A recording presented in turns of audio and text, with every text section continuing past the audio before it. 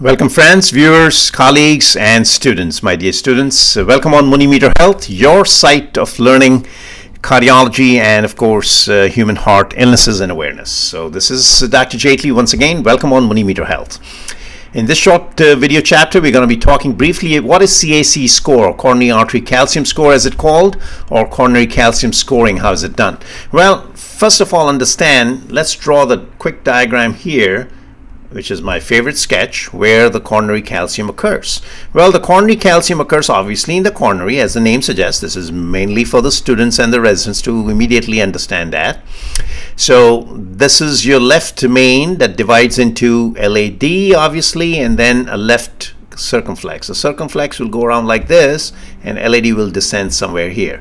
So as it descends, it gives out various branches, likewise for the circumflex, and then the right coronary, as you know, it runs around the right heart border and goes all the way to the apex, and of course giving important branches including the posterior descending, etc., etc. Okay, so having said that, now the coronary calcium, which we'll show in this color, starts to occur almost after the second decade of life. So as early as that, thanks to our potato chips and fries that our kids love, and we love as we become adults.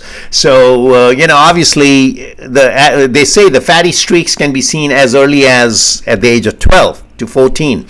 So even in the pediatric age group, you can start seeing fatty streaks within the aorta, the atherosclerotic intima. So this is one of the ways where you can see the calcium. Now, calcium actually occupies in the atherosclerotic plaque. Now, you could have a plaque which is non-calcified also. In fact, the non-calcified plaques are the ones which tend to rupture. Just make a note of it. So non-calcified are the ones which actually plaques, they tend to rupture. And that's one of the things which we are still, it's very intriguing to cardiologists. How do we define that? Because calcified plaques can be seen, and therefore they can be identified, and we can know what the burden of atherosclerosis in these arteries is based on the calcium score. Now, how is the scoring done? It entails three things. One, it requires that you have to have the calcium score, which is just for the sake of the radiologists, units that they consider. It should be more than 130 Hounsfield. Just remember that. That's a number. I'm throwing some numbers here. 130 Hounsfield units of calcium, or more than 1 millimeter square of, or more than 3 pixels, if you will. So 3 pixels, 1 millimeter square, or 130 Hounsfield units. That'll define the calcium score. And that calcium score, again, it's all factored in. And then the 3 arteries, namely the RCA, then you have the LAD, and then you have the left circ. And these are the 3 arteries. The whole thing will be summed up, and that is called the Agatston score. So it's defined as an Agatston score, and that scoring system is now categorized in the following way. Now move to the right side of the panel, where you'll see the scoring. If it is 0, the CAD burden is none, or atherosclerosis burden is none. 0 to 99 gives you a category of a mild CAD, or mild atherosclerosis. 100 to 399 gives you a moderate atherosclerosis, or moderate CAD, and more than 400 predicts severe CAD. Now, the relative risk, if you were to look at, which is obviously, that's the question, right? You want to see what is the relative risk in these individuals. Well, it's none here, or less than 2%. Here it is about 2%. Then it goes to 4%. You see how astronomically it's getting up. And then a 7% and above is the relative risk of having a cardiovascular event, a fatal event, or death.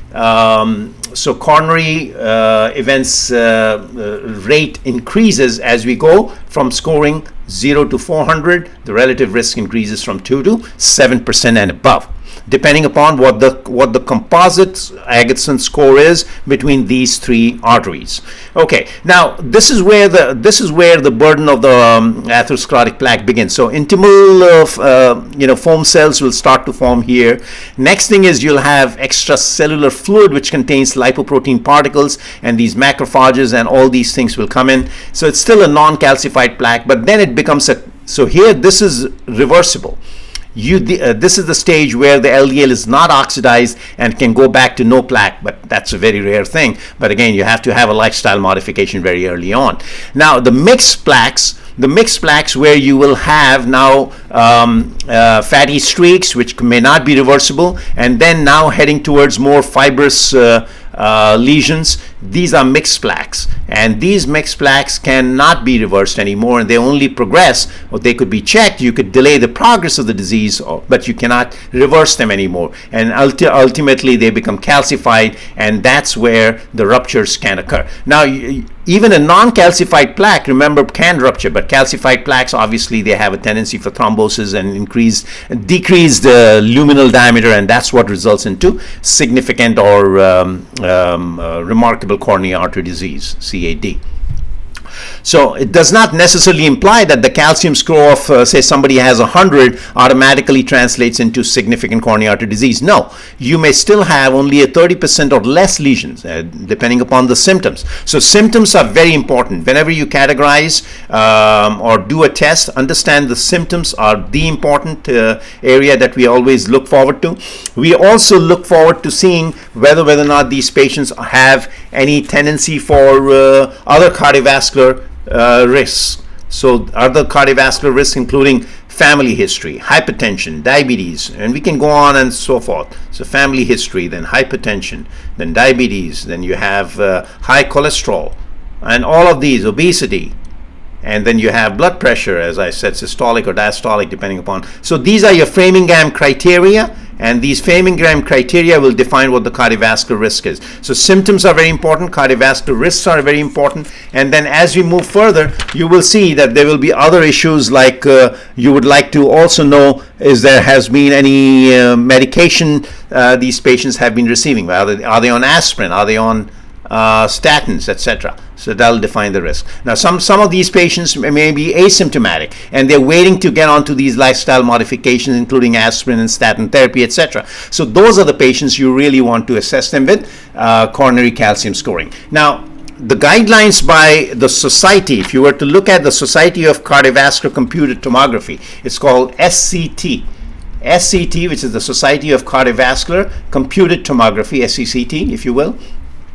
They clearly say that if it's a low-risk patient does not need any coronary calcium scoring at all. Why? Say a 30-year-old female who has chest pain off and on, whether on exertion, at rest, etc., and also has mitral valve prolapse, and there might be some remote history of family coronary artery disease. But this patient has a low risk based on these symptoms, and cholesterol is normal, etc. So these low-risk patients, you don't need a stress test. You don't need a coronary calcium scoring. Next is the intermediate risk. The intermediate risk patient will definitely qualify. Remember that. This is the patient where you want to do that. And the high risk, obviously, can straight go for a coronary angiogram or will develop. They are better off getting a coronary calcium score. In fact, you can reclassify them after doing the coronary calcium score and say the risk is less than 100. Okay, or the score is less than 100. These patients can be, even when they were intermediate risk, they can be reclassified into a mild or low risk. So, or if the score is very high, more than 400, they could qualify for severe risk, depending upon what the score is after they have had this testing. Now again, so in other words, asymptomatic individuals, one, we need asymptoms. You don't need symptoms here, so asymptomatic individuals. Second